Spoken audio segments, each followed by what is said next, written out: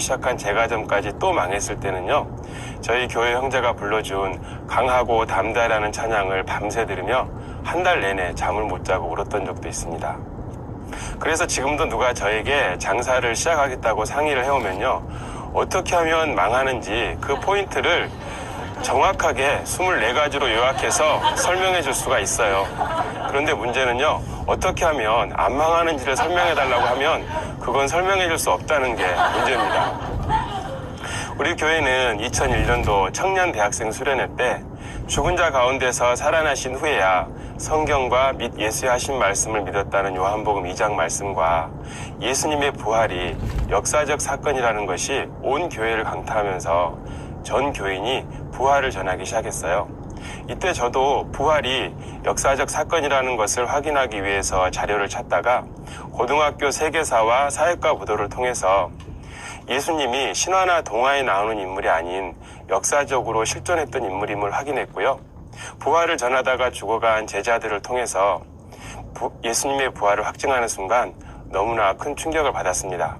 저는 부활을 알기 전에는요, 제가 악한 영을 쫓았던 체험을 근거로 사람들에게 예수님을 믿으라고 했거든요.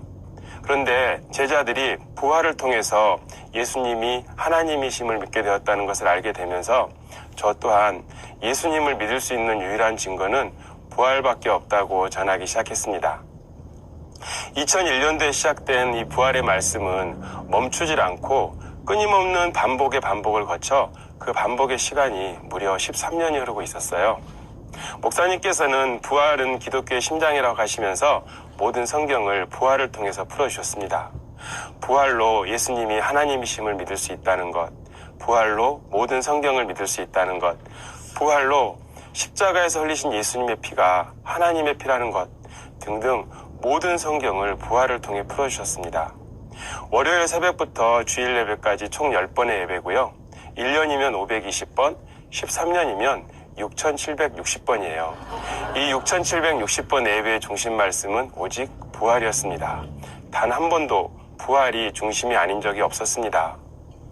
그런데 교인 중 누구 한 사람도 똑같은 설교 반복한다고 반기를 드는 사람이 없었어요. 이거는요, 정말 세계적인 영적 싸움이었습니다.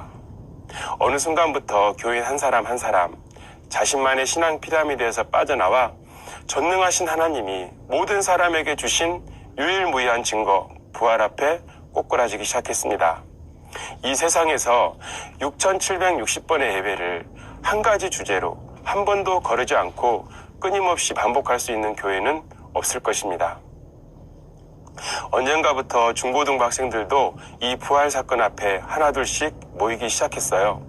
그리고 부활이 역사 속에 있었는지 확인하였고요.